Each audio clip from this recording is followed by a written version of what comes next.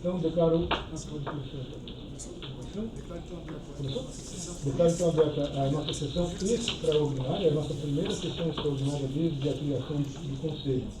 Hoje é dia 8 de abril de maio de 2026. O primeiro processo é um processo que já foi iniciado no julgamento. Trata-se do recurso voluntário 1038/2025. O assunto é a imunidade constitucional do TVI. O recorrente Nogueira e participação inclusive no documento limitado. O conselheiro relator foi o doutor Edmar Sorato. Naquela ocasião, foi feita a leitura do relatório e a manifestação do voto do doutor Edmar Sorato no sentido de conhecimento do recurso e do mérito pelo provimento integral do mesmo. No entanto, suscitou uma dúvida do doutor Moisés em relação a isso. Ele fez um pedido de vista e está voltando então das vistas do doutor Moisés, a qual eu já passo imediatamente a palavra. Muito bem, senhor presidente. Eu fiquei em dúvida com relação aos marcos temporais, por isso que eu pedi vista, não estava muito claro, porque quando eu fiz a leitura do processo, o julgamento de primeira instância fazia referência à integralização em 2017. Eu estou revendo aqui o julgamento de primeira instância, ele tem realmente essa redação, o que me causou confusão, porque se fosse 2017, a gente estaria diante de um caso de decadência. Mas, verificando os autos, que aí eu pedi o inteiro teor e nos foi disponibilizado, o faturador, a transferência de fato aconteceu em 8 de fevereiro de 2019, então a gente faz aquela protração da data em razão de 2 anos da preponderância para 8 de fevereiro de 2021, e o que daria o prazo de cadencial em 2026, o lançamento em 2025, então eu resolvi a minha dúvida e estou confortável para votar acompanhando o relator. Perfeito. Como vota a doutora Fernanda? Acompanhando o relator. Presidente, só uma discussão. Sempre se tomou como data do faturador um entendimento pacífico, que é a transmissão no cartório de registro de imóveis. Com a reforma tributária e as leis posteriores, agora passou a ser a data da escritura pública, né? Como isso está pacífico já, né? Essa discussão com a reforma agora, inclusive do ITBI, passa a ser a data da realização da escritura pública, que não transmite a propriedade, transmite a posse, todos os direitos, né? E se a gente adotar essa data agora da escritura pública, no caso de integralização, não existe escritura pública. A junta comercial faz a reunião de integralização, que é não é a verbação na junta, como é que chama? O ato ali. E como é que a gente vai tratar agora o faturador do TBI? Tem que fazer discussão mais aprofundada, né? E tem mais uma questão aqui, ó, no Código Tributário Municipal nosso, ela diz que o prazo para a pessoa jurídica adquirente deverá apresentar à Secretaria da Fazenda até o dia 31 de julho do exercício seguinte, é o último que serviu de base para a apuração da preponderância dos seguintes documentos. Então, na verdade, a gente não tem 2 anos, já tem 2 anos para apurar e ele tem até a metade do ano seguinte para apresentar os documentos. Ou seja, a gente também a Prefeitura só pode lançar a partir da data que a gente deu para ele espontaneamente apresentar. Então, o marco passa lá para frente ainda, não é nem só os 2 anos, é mais até 30 anos de correção, aqui há arquivamento da junta, da ata. Mas eu não sei se a lei municipal vai ter exatamente de modificar a decadencial. Acho que essa redação prevê o município. A gente vai ter que fazer uma análise profunda. Porque assim, se a gente, nessa discussão do Felipe, se a gente voltar, se a gente definir que é o registro da ata na junta, e decidir que o prazo é de 2 anos e não adotando-se 31 de julho, o prazo para lançamento seria 1 de 1 de 25. Aí estaria prescrito, né? Lançou na metade de 25, não foi assim? Agora, se a gente considerar que é 30... Agora, se a gente considerar que é 31 de julho, o marco é 1 de 1 de 2026. Aí não está prescrito.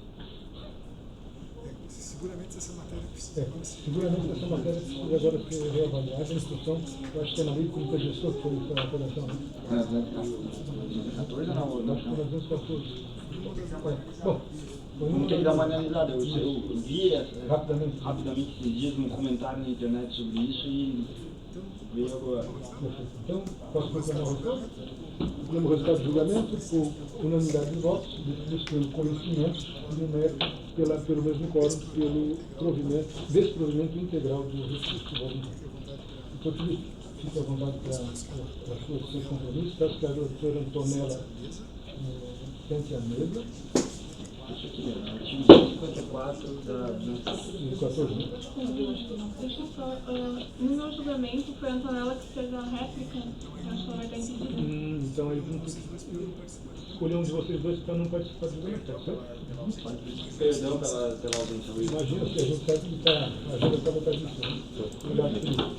Então, a gente vai ser, para manter a paridade, a gente, no nosso próximo vídeo, a gente tira um representante da sociedade civil. Aí, vocês dois. Mas é pai. O Moisés, está tudo assim? Tá, esse caso específico, trata-se de um vizinho meu. Fisicamente eu vi ele pela primeira vez hoje, mas eu já troquei algumas mensagens. Eu já pedi algum tipo de instrução a ele. E me considero impedido e suspeito nesse caso. Ramon, pode sentar à mesa ali, que você vai fazer sustentação oral, e vai ter 15 minutos para poder falar sem a parte. Peço então que a minha suplente, a Maria, se conduz ao julgamento desse processo. Isso não é teu? Não, Onde é que tem água por aqui? Tem um copo de leite. então não, esse aqui não é o teu também. Então, Maria, continua todo. Aí no próximo aí o doutor Moisés.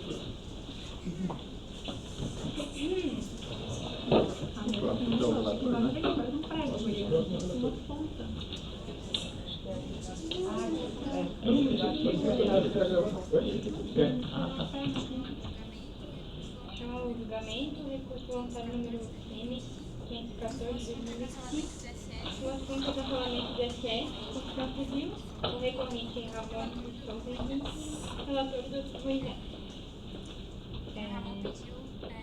O Ramon pediu fazer sustentação oral, que eu tenho 15 minutos, então tá. Mas primeiro o doutor Moisés vai ler o relatório sem o voto.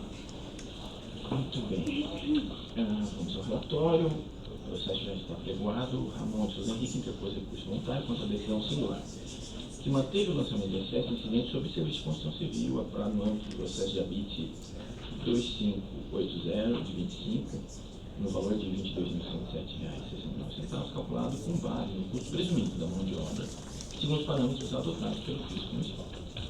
Consta do demonstrativo de cálculo que, à época do lançamento, foi consignada a inexistência de contrato apto a embasar a apuração pelo valor efetivo, razão pela qual o bate-cálculo foi aferida mediante a aplicação do cúbico por metro quadrado nos termos da legislação municipal.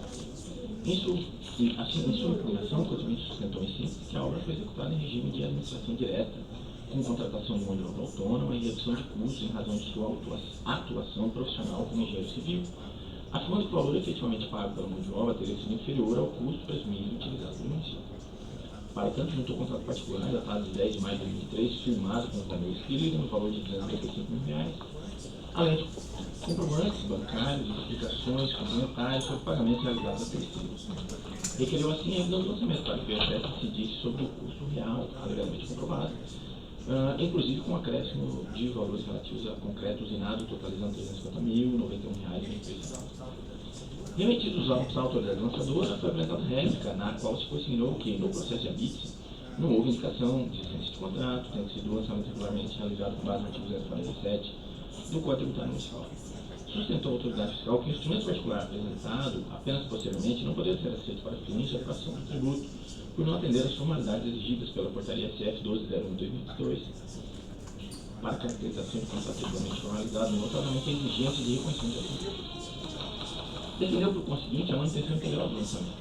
Sobreveio decisão de uma instância desfavorável ao contribuinte, mantendo-se a exigência tributária inconformada e reconhecida. Interpôs o voluntário, reiterando, em substância, a suficiência do conjunto documental apresentado, impugnando a exigência e reconhecimento inferior como condição para a aceitação do contrato perante a Fazenda Municipal.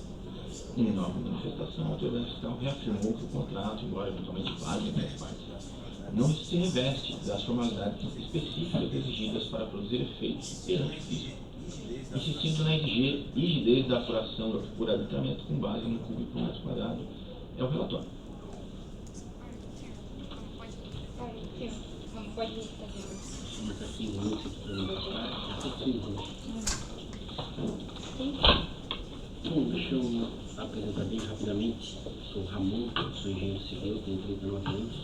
Foi quem fez a casa no Jardim, casa de 350 metros quadrados. Eu até vi ali que o título da impugnação é cancelamento do ISS, né, mas seria mais uma solicitação de retificação. Segundo a municipalidade, o certo seria de 22 mil e segundo o que foi executado de mão de obra propriamente dito, seria próximo de 12 mil. Pelos autos, né, desde a primeira instância até na segunda instância, pelo meu entendimento, pelo que eu vi ali, são dois pontos mais controvertidos, né, que talvez não ficaram bem esclarecidos. Um deles, né, o porquê que eu juntei um contrato sem reconhecimento em firma, né, ou seja, porque esse contrato não tem um reconhecimento em firma. E um segundo ponto o porquê que o meu contrato sem reconhecimento em firma, ele tem o contratado, que é o senhor Valmir Spiller, com o empreiteiro, mas na prática os pagamentos foram feitos para outro empreiteiro, o senhor Jorge Manuel Cardoso. Bom, sobre o primeiro ponto ali, a parte do o porquê que o meu contrato não tem uma firma reconhecida, como eu disse antes, eu sou engenheiro civil, tenho uma empresa nessa área, e hoje na engenharia civil tem várias áreas, mais de 50 áreas que pode trabalhar. Eu trabalho em duas delas, que é avaliações e perícias. Avaliações de valor de mercado de imóvel e perícia de vício construtivo de obras, basicamente isso. Mais de 70% dos meus trabalhos eu presto serviço para o TJ, que é o TJC. E nesses processos que eu auxilio, né, eu faço ali a análise técnica de projeto, de memorial, enfim, sempre tem contrato envolvido, né, relação de consumo entre as partes, né, seja autor, réu, enfim. E vários desses contratos não têm reconhecimento em firma, né, esse é o meu dia a dia, né, isso porque o TJ, que é estadual, segue a lei federal, que lá no Código Civil, diz para um contrato ser válido, ele tem que ter um contratante, um contratado, enfim.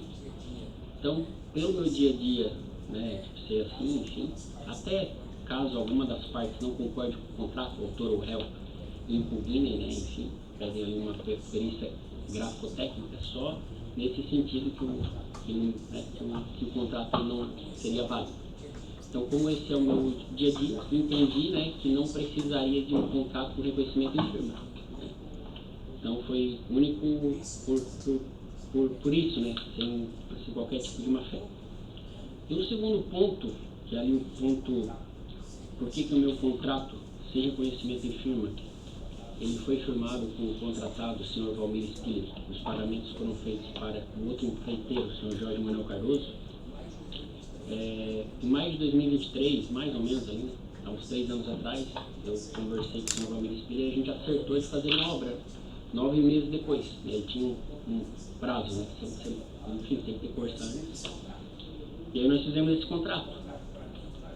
O contrato para mim, claro que um contrato é importante, né, para ter, né, a questão de valores, prazo, enfim, mas era mais a questão de prazo. Até para se alguém fosse conversar com o senhor Valmir, ô senhor Valmir, faz a minha obra aqui. Não, já tem um contrato com o senhor Ramon. Então, era mais nesse sentido. E isso era maio de 2023, passou os 8 meses, mais ou menos, janeiro de 2024, um mês antes de começar a obra, mais uns 20 dias, na verdade, mais próximo da data, muito próximo. O senhor Valmir chegou para mim e ele disse, ó Ramon, não vai ter como eu fazer tua obra. Não, mas peraí, como é que é? Não vai ter como eu fazer tua obra. Outubro do ano passado choveu muito, novembro choveu muito, o último mês também choveu muito, enfim. Não tem como, tem outras 2 obras ali que eu tenho que terminar. Uma obra, enfim, mais para cima ali do Terra Viva, outra mais para baixo. Uma era do Thiago Galdino outra eu acho que era do Marcos Frigo, enfim. E aí ele falou assim, não, mas eu não vou te deixar na mão. Não vou te deixar na mão, vou te passar aqui o contrato do Jorge, é outro empreiteiro, ele vai fazer tua obra, tu pode confiar. Se der qualquer tipo de problema, tu fala comigo, mas não vai dar nenhum tipo de problema, tu pode fazer, enfim. Já falei com ele, ele vai manter os mesmos valores. Então, enfim, deu tudo certo. Então, do 295 eu tinha acertado para o senhor Valmir, que é o valor de contrato. O 254, 150, mais ou menos, que era o valor que eu ia pagar direto para o seu Valmir, que era da parte cinza da obra de pedreiro, eu paguei direto para o Jorge. Dentro desses 295 mil de contrato, eu paguei mais 7.500 de elétrica, mais 15 mil de pintura e mais 19 de cerâmica. Para ser mais exato, né? Dentro desses 295 mil, eu acertei com o Jorge com 254, 150 em 10 parcelas. Ele fez a parte cinza da obra de pedreiro em 10 meses. Então eu dei 10 mil de entrada e 9 vezes de 29 de 350. Todos esses 10 comprovantes estão aí nos autos. A parte do eletricista eu acertei com ele em 3 vezes. Paguei 1.500, que era a entrada, para ele fazer a pré-passagem das tubulações. 5.000, e foi um tempo depois para passar todas as fiações, eles foram em 3, passaram em uma semana. E 2.000 quase no final da obra para ele fazer a parte dos disjuntores. O azulejista já foi um pouco mais cri-cri para manter o valor que ele já fazia para o seu Valmir. Ele chegou na obra e falou assim, não, eu não consigo fazer a R$45 por metro quadrado, que eu sempre faço para o seu Valmir. Essa tua casa aqui vai ser no mínimo um 55, o 45 eu ainda lembro que ele falou, o R$45 eu fazia na época que eu fazia trabalho para Fontana. Então, enfim, eu falei com o seu Valmir, não, seu Valmir, olha aqui, aí, enfim, ele foi bem cri-cri, mas ele fez. A última obra que eu vou fazer. Fez a R$45 por metro quadrado. Em 45, a casa tem 350 metros quadrados, mais ou menos, mais alguma metragem de parede, né? Não tem o piso cerâmico e o azulejo cerâmico que vai nas paredes, né? Parede lavável, de banheiro, enfim. Então deu mais ou menos uns 420 metros quadrados, vezes o 45, deu perto de 19 mil.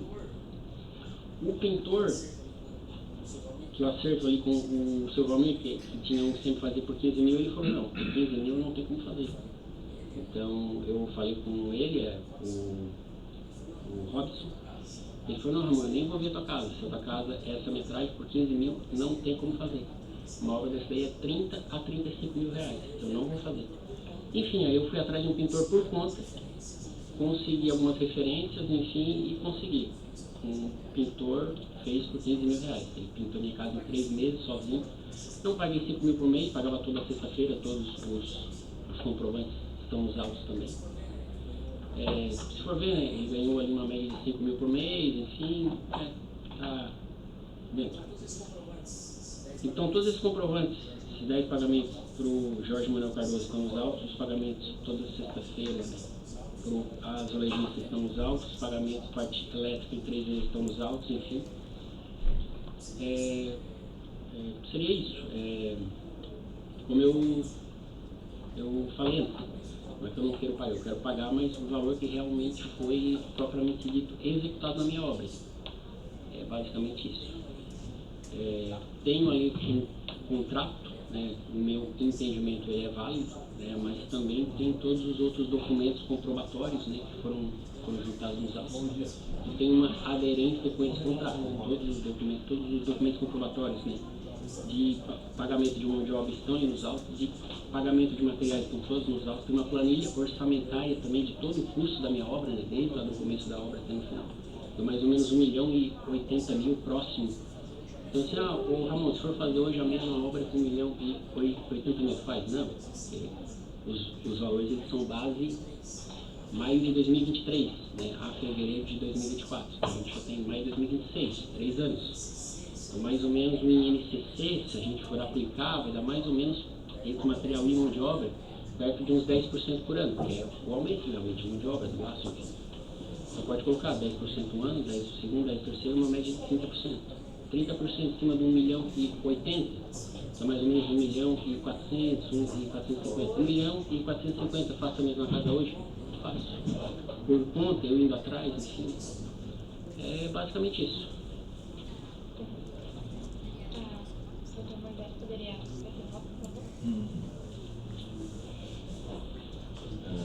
Só uma pergunta a título de esclarecimento para o Ramon, que é o técnico, mas como do 1.080.000, quanto que tu atribui a base de cálculo do ISS?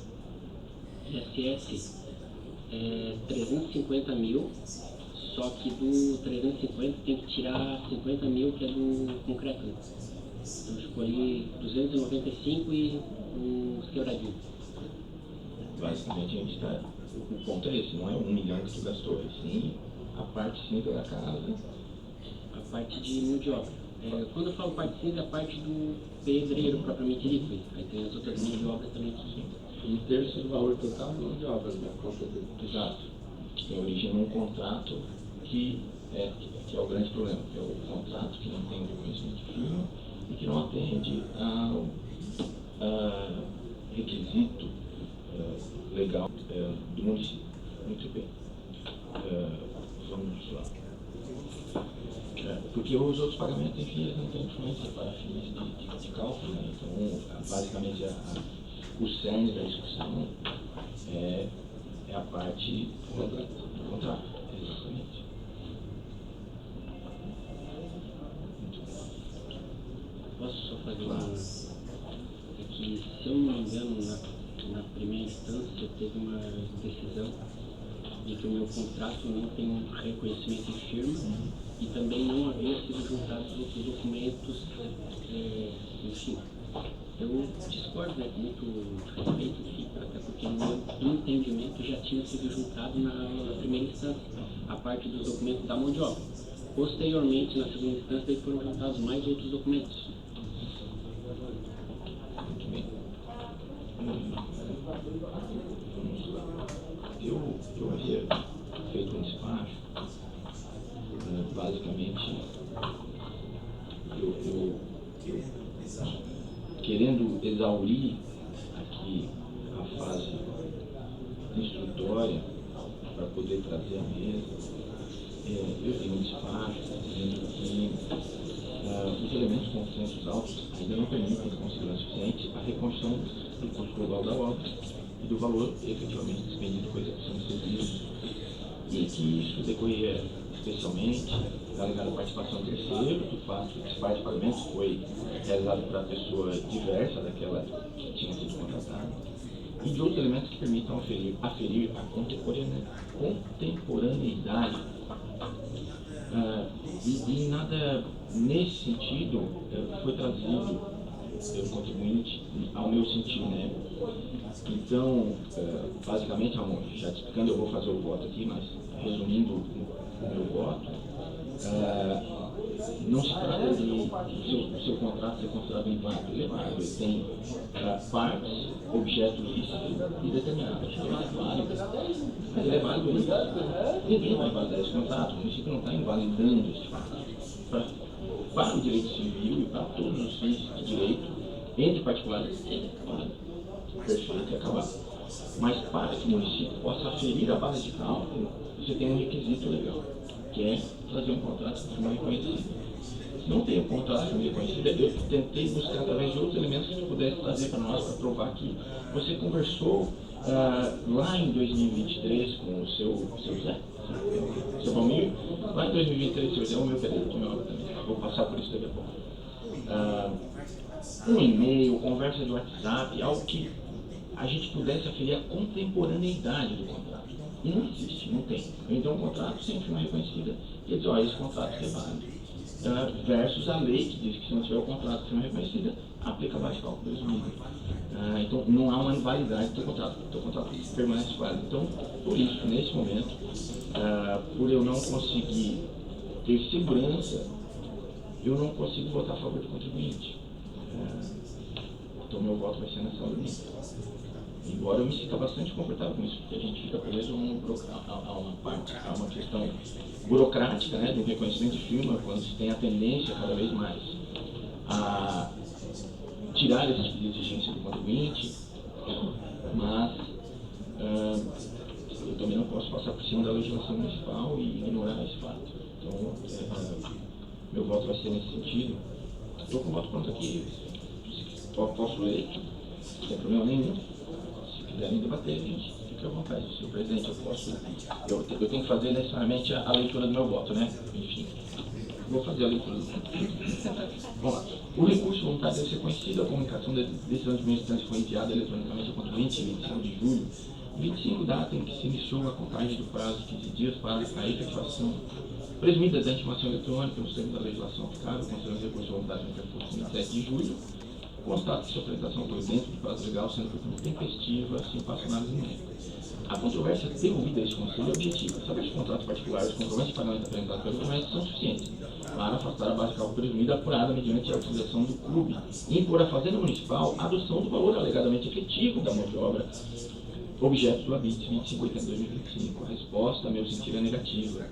Inicialmente, cumpri registrar que o próprio demonstrativo de cálculo de ISS consignou de forma expressa que não havia contrato considerado para fins de apuração de tributo, registrando, possui contrato? Não.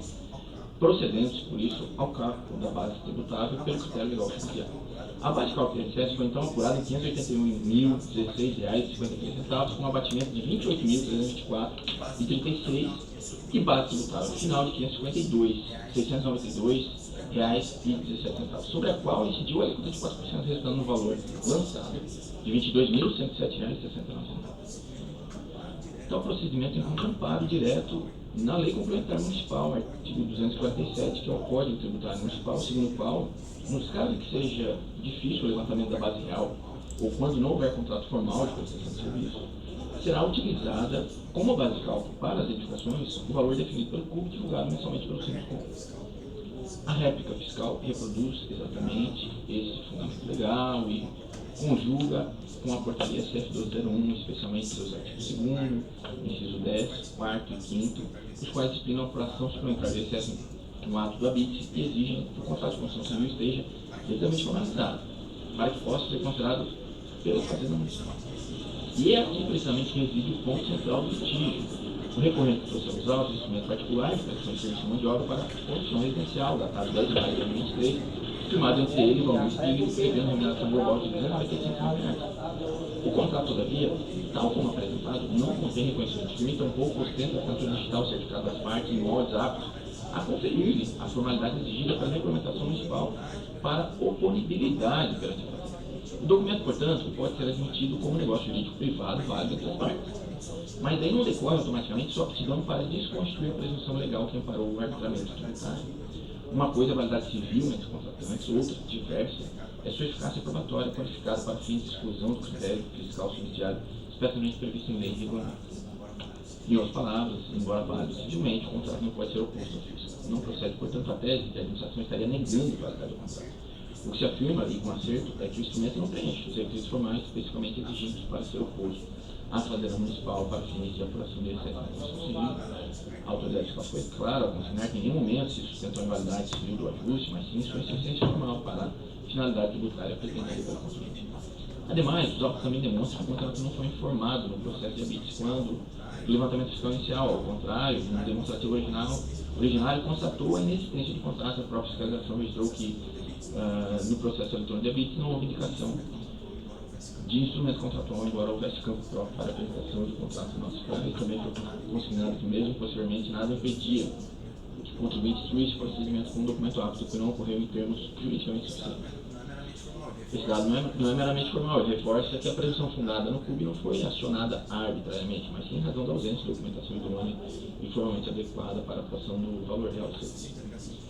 Também não é suficiente a alegação de que os compromissos bancários, isoladamente ou em conjunto com o contrato particular, bastariam para ele elidir o arbitramento.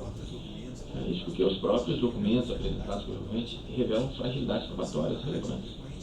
Segundo a narrativa do recorrente, embora o contrato tenha sido firmado pelo Valmir Stigler, parte substancial dos pagamentos foi realizado em favor de Jorge Manuel Cardoso, sob a justificativa de que este atuaria em parceria com o contratado. Há ainda menção a pagamentos efetuados por conta da esposa do recorrente e até por pessoa jurídica nele vinculada, além de contratações paralelas com a do pintor, em valores que tenham sido descontados do ajuste essencial. Tudo isso demonstra, no mínimo, um quadro documental fragmentado, sem encadeamento formal unívoco entre contrato, execução, medição, quitação, efetiva segregação na coisa tributária e da mão de obra. No processo tributário, a distribuição do ônus probatório observa em linha de princípio, a regra geral do artigo 373 do Código de Processo Civil, incumbido a administração demonstrar os fatos constitutivos da exigência fiscal e ao contribuinte a prova dos fatos impeditivos, modificativos ou extintivos do crédito tributário. Ocorre o lançamento regularmente constituído, sobretudo quando a parada de presunção especialmente prevista na legislação goza de presunção relativa de legitimidade e veracidade, no caso dos autos. A apuração da base de cálculo pelo CUB decorreu diretamente do artigo 247 do Código Tributário Municipal, justamente para as hipóteses em que inexistam elementos suficientes adequados e formalmente idôneos para a apuração do valor real do serviço. Formada essa presunção, incumbia ao recorrente produzir prova documental robusta, coerente e juridicamente apta a infirmar o lançamento. Não o fez. Em matéria tributária, especialmente quando se pretende afastar critério presuntivo legalmente autorizado, não basta um conjunto de indícios compatíveis com a versão do contribuinte. Exige-se prova robusta, objetiva, coerente e formalmente apta. O que há aqui é um acervo documental que pode sugerir o desembolso de bases relacionadas à obra, mas não comprova, com o grau de certeza necessário para vincular a fazenda a exata base de cálculo tributável dos serviços prestados. A circunstância de o reconhecer ser engenheiro civil, de alegar acesso a preços mais competitivos ou de tentar que obteve a valores abaixo do mercado, não altera esse quadro. Das afirmações, ainda que plausíveis, em tese, permanecem no campo argumentativo. A presunção decorrente do CUB somente segue diante de demonstração cabal, em sentido contrário, produzida nos termos e com as formalidades exigidas pela legislação de vigência, e essa demonstração não existe. A própria portaria 201 expressa para ver que a Fazenda Pública utiliza o CUB quando não houver elementos suficientes e adequados para o levantamento da apuração do base de cálculo do ISS ou quando os elementos existentes não estiverem revestidos da formalidade necessária para serem considerados na apuração do tributo. Portanto, ainda que se admita a existência de alguns elementos tributários, a norma é clara ao exigir não apenas existência, mas suficiência e adequação formal. Faltando esses atributos, subsiste legitimamente o arbitramento. Também merece ler o fato de que o contribuinte teve a oportunidade de instruir os autos, melhorar a prova produzida, tanto na inclinação quanto no recurso, mas não trouxe elementos novos aptos a suprir o trecho essencial apontado desde o início da fiscalização. A ausência de formalização exigida para o contrato e a consequente inoponibilidade do instrumento da fazenda para fins de substituição do critério legal. De outras palavras, mesmo por trás ao recorrente de forma a comprovar que o que exigia a legislação municipal, essa comprovação não sobreveio. O contrato apresentado não observa a formalidade exigida, os comprovantes bancários, além de fragmentários, não demonstram de modo seguro a exata base tributável da mão de obra, razão pela qual subsiste a exigência do lançamento. Nessa linha, reputo correta a conclusão fazendária segundo a qual os documentos apresentados não afastam a presunção que em favor do lançamento. Foi nessas razões, voto pelo conhecimento dos projetos de recursos, mantendo integralmente a decisão singular e o lançamento de ICS com base no CUP, por ausência de prova idônea, suficiente e formalmente apta a afastar a presunção legal. Aplicado ao caso concreto, não que esteja confortável a votar nesse sentido, mas é como eu sinto que deva ser. Eu acho que faltou algum documento adicional aqui na minha avaliação. Uma ressalva? Não, você está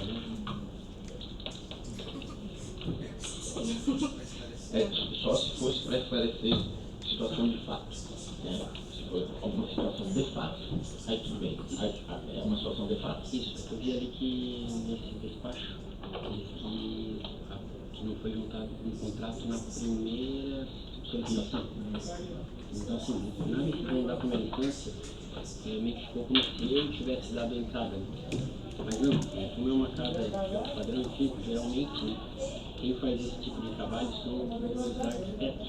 Então, eles que fizeram o alvará, eles fizeram a entrada, enfim, e no habite também. Portanto, eu nem tenho usuário, enfim, para isso aí. Então, quem fez isso foram os arquitetos. Então, quando eles me passaram o resultado do valor, aí eu perguntei para eles como que era o cálculo desse valor. Aí foi o que eles me passaram. É baseado nisso. Ele me mandou uma cópia de onde eu vi o contrato não. Aí foi onde eu vim atrás, assim.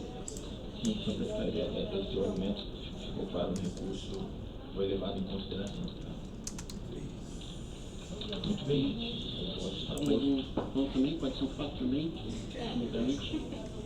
Não, eu acho que os fatos já estão claros, assim, só se tivesse algum fato que não estivesse claro, né, que a gente não tivesse levado em consideração, assim, olha, eu tenho contato aqui com esse filme, é um fato grande, um fato novo, mas esclarecimento de fato, né, a gente não pode ficar debatendo, você ter pessoas que estão debatendo, enfim, eu acho que é um fato relevante, um fato que muda o voto, ele pode ser trazido.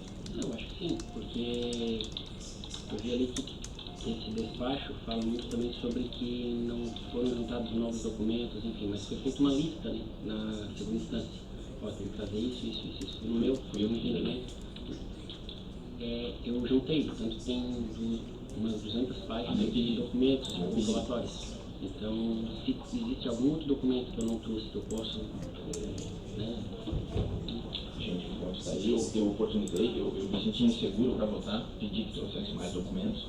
Os documentos que derruíssem essa insegurança não vieram, a fim de comprovar a contemporaneidade dos fatos do contrato, isso estava claro no despacho, não veio um pouco de mais do mesmo, né? A argumentação veio as mesmas, os documentos vieram os mesmos, vieram os documentos do fato posterior que não serve para a aferição da base de cálculo, mas o contrato, ele troca, que foi o que eu falei no meu voto, antes até do voto, se tivesse troca de e-mails com o pedreiro, troca de WhatsApp com o pedreiro, né, com o empreiteiro que fez, aí sim, e hoje em dia se trata muito pelo WhatsApp, e não veio nada disso, né? Poderia ter sido baixada a conversa do WhatsApp, faz uma ata notarial, pá, junta aqui, sim, mas não veio, então eu não vou manter meu voto nessa. Posso passar bem para frente? Sim. Eu vou acompanhar o debate. Também acompanho. Eu acho que não sei qual que é o seu status na prática, mas eu acho que assim, ó, se a gente conseguisse, por mais que o contrato não tenha reconhecimento de firma, a gente conseguisse casar todas as operações e realmente não houvesse essa troca de empreiteiro, não houvesse pernas perdidas, que tivesse um casamento perfeito, eu acho que os pagamentos supririam o reconhecimento de firma, porque eu teria uma comprovação material do que está espelhado ali, né? O problema é que houve um desencontro no meio do caminho, não acabou não sendo o mesmo empreiteiro, a parte da mão de obra foi fragmentada. Os pagamentos também foram fragmentados, parte a esposa, parte a pessoa jurídica, parte a pessoa física. Eu acho que a maior dificuldade está ali. Se tivesse bem casado, meu voto seria por suprir pela comprovação dos pagamentos, não acompanho o relator.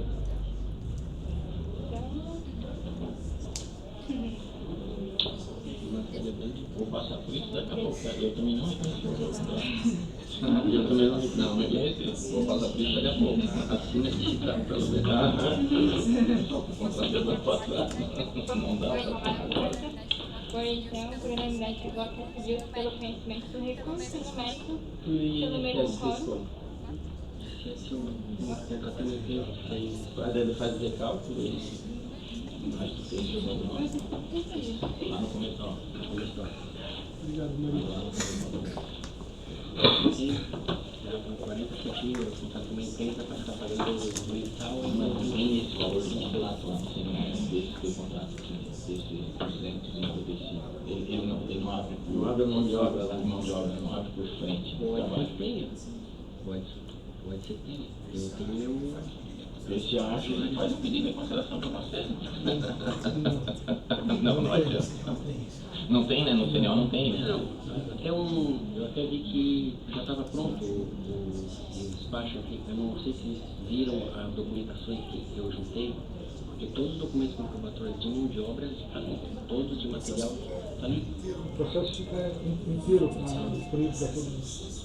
A gente acessa Isso, até sobre esse que você falou, tem, no meu entendimento, tem muita aderência entre os pagamentos e o contrato em si. Bom, agora você vai receber um acordo com esse julgamento. Com esse acordo, você recebe a iniciativa agora no final do que fazer. Mas tem todo o esfera judicial aí que pode percorrer. Agradeço a sua presença. Se quiser continuar acompanhando o julgamento, fique à vontade. Se quiser se retirar também, pode estar sem problema nenhum. Então, agradeço também a Maria que apregou para julgamento então, o último recurso de ofício, que é o recurso TM 1135, o assunto do incentivo fiscal, renovação do incentivo fiscal, recorrente eterno ato, fórum do Estado GS, conselheira relatora do doutora Fernanda Rufa. Então, nesse caso, a Antonella está impedida e aí participaria então do julgamento só o doutor Nervoso. A sua palavra para a doutora Fernanda, que faça a leitura do relatório, como nós não temos figura de sustentação oral, já pode emendar a leitura do voto. Trata-se de recurso de ofício da autoridade julgadora de primeira instância que deu provimento à impugnação oposta por termoarte, fornos industriais e equipamentos agroindustriais comunitários.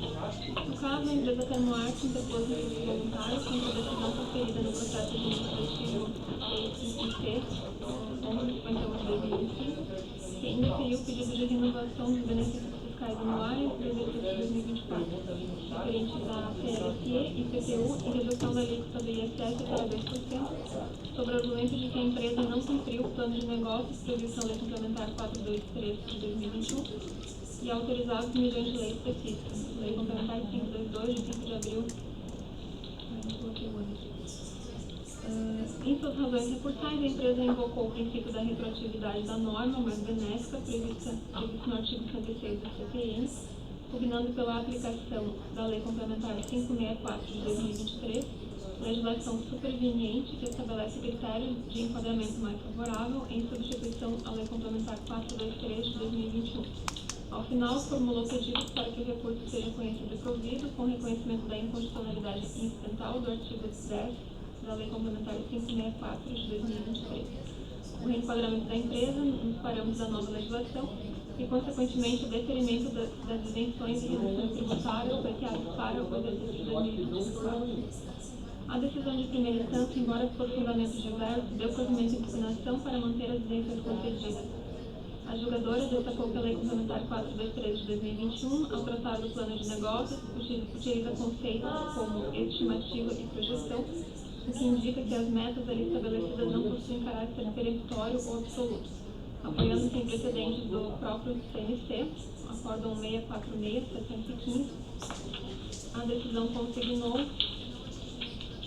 que não atingimento da totalidade das projeções não deve acarretar automaticamente a perda do benefício quando a empresa se enquadra em outros parâmetros da norma. No mérito, a autoridade reconheceu que a empresa logrou êxito em criar 11 novos postos de trabalho e manter o quadro funcional existente, além de ter apresentado um incremento real de faturamento, ainda que a patamar inferior ao inicialmente planejado. Além disso, defendeu que por ser um plano projetado para 5 anos, a empresa dispõe de todo esse período para consolidar sua meta, não sendo razoável exigir o cumprimento integral logo no primeiro ano de renovação. Quanto à aplicação da lei no tempo, a decisão de primeira instância afastou a retroatividade da Lei 564 de 2023 e no artigo 106, por entender que a nova norma não é meramente interpretativa, mas sim modificadora de critérios. Contudo, a julgadora concluiu que a solução mais equânime para o caso não seria a revogação total das isenções, mas sim o seu reenquadramento. Assim, considerando que a pontuação da empresa na renovação, 65 pontos, foi inferior à obtida na concessão original, 82,5 pontos, determinou-se o deslocamento da empresa para a coluna 3 da matriz de parâmetros, mantendo-se os benefícios fiscais adequados a esse novo patamar. Por fim, diante da desoneração do crédito tributário, a autoridade interpôs recurso de ofício para confirmação do entendimento pelo órgão colegiado. O cerne da presente lide administrativa reside em verificar que o descumprimento parcial das metas projetadas no plano de negócio da empresa Termoarte deve acarretar a revogação total dos benefícios fiscais concedidos para o exercício de 2024 ou se comporta solução diversa à luz da própria estrutura da Lei Complementar 423 de 2021. Inicialmente, desvio da fundamentação exarada pela autoridade julgadora de primeira instância, no ponto em que afirma inexistir previsão legal para a revogação do benefício em caso de descumprimento das projeções. O artigo 5º, inciso 4º da Lei 423 de 2021, ele é explícito ao estabelecer que os benefícios fiscais serão revogados na hipótese de constatação durante o procedimento anual previsto no parágrafo 6º do artigo 3º de descumprimento do plano de negócios, salvo caso fortuito, força maior, devidamente comprovado. Portanto, assim o comando normativo que autoriza a sanção máxima da revogação diante da inexecução do plano pactuado. Eu acho que esse aqui é o ponto central, né? Porque a legislação não tinha esse dispositivo, inclusive no anterior julgamento do CNC. Contudo, a A interpretação do que constitui o descumprimento do plano de negócios, ela deve ser feita de forma sistemática com o artigo 4º, parágrafo 1º, incisos 4 e 5 da mesma legislação. Referidos dispositivos determinam que o plano de negócios ele deve conter a estimativa de manutenção e ou geração de emprego, e a demonstração de resultados projetados, incluindo estimativa de pagamento de tributos.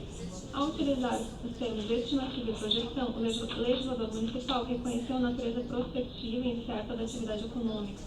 Não se pode, portanto, conferir ao artigo 5º, inciso 4º, seria o da revogação, uma interpretação isolada e puramente aritmética, sob pena de esvaziar o sentido do artigo 4º. O descumprimento que enseja a revogação total, ele deve ser entendido como um abandono do projeto, a má-fé na prestação das informações ou a inércia completa do beneficiário, o que não se verifica no caso Intel. A recorrente demonstrou que, apesar de não atingir o número exato de 24 empregos, logrou criar 12 novos postos de trabalho e manter os existentes. Da mesma forma, houve um incremento de faturamento, ainda que abaixo da projeção inicial. Tais resultados, embora parciais, indicam que o plano de negócio está sendo executado, ainda que em ritmo diverso do planejado. Dessa forma, entendo que a solução que melhor prestigia a finalidade da lei é que o desenvolvimento econômico do município não é revogação punitiva e total, mas sim um reenquadramento proporcional. Se a empresa apresenta resultados que a situariam em uma faixa de pontuação inferior àquela originalmente aprovada, o benefício deve ser mantido, porém adequado aos índices efetivamente alcançados, conforme a matriz de pontuação, anexo 1 e a planilha de parâmetros, anexo 2 da Lei Complementar 423 de 2021. Ante o exposto, voto pelo conhecimento e provimento do recurso de ofício para manter a decisão de primeira instância e passar a revogação total dos benefícios fiscais, reconhecendo que houve descumprimento parcial das estimativas do plano de negócio. Determinar o reenquadramento da recorrente na coluna 3 da planilha de parâmetros, considerando a pontuação de 65 pontos apurada na revogação, mantendo suas isenções e reduções de alíquota proporcionais a esse novo enquadramento para o exercício de 2024. Vota pelo conhecimento e no mérito. Pelo provimento do recurso de ofício. Eu mantive a decisão de primeira instância.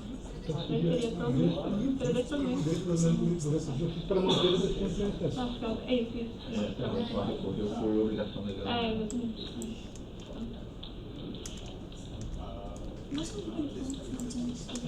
Desprovimento.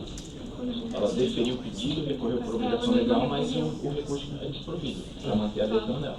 Isso aí, verdade. Mas a gente buga mesmo, né? Perfeito. Doutor Moisés, fica à vontade para... Eu acompanho agora também. Só uma dúvida, eu não participo de julgamento, porque é uma dúvida. Aqui na decisão de primeira instância, ela reenquadrou na coluna 4, não reenquadrou na 3, né? Na 3, que é os 65 pontos. Na 4 ele já estava na 4. A concessão estava na 4. Tá. E é como ele não atingiu o Ela acha que se enquadrar para o 3, tá? Agora a discussão é em relação àquele o artigo que foi inserido ali da revogação, né? Só que ainda assim eu entendi que ele não poderia afastar o quarto.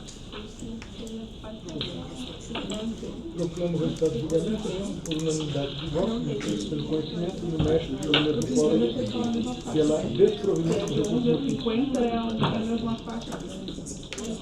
Agradeço a presença de todos e declaro encerrado.